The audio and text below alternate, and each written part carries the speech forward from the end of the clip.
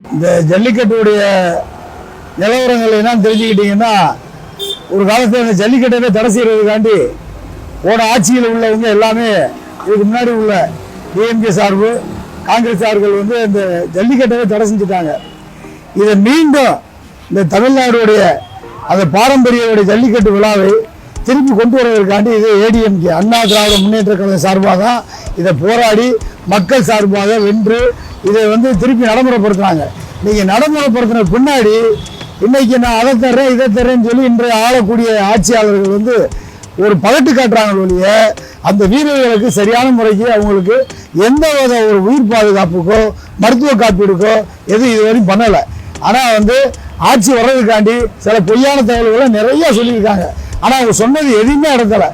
அது மட்டும் இல்லை, திருப்பி வந்து இப்போ புதுசாக ஒரு கட்சி ஒன்று தொடங்கியிருக்காரு, விஜய் கட்சி வந்திருக்காரு. அவர் வந்து எதை கேட்டாலும் நான் ஊழல் இல்லாமல் வருவேன், ஊழல் இல்லாமல் அவர் பண்ணுறது பூராமே ஊழல்.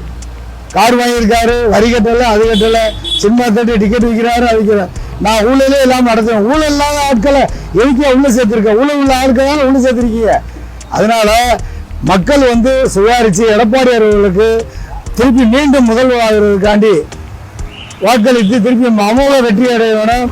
திருப்பி இவங்களுக்கு வந்து மருத்துவ காப்பீடு 10 லட்சம் கொடுத்து அவங்களுக்கு மனமாற அறிக்கை விட்டதுக்காண்டி எடப்பாடி அவர்களுக்கு மனமாற நன்றியை தெரிவித்துக் கொள்கிறேன். நன்றி, வணக்கம்.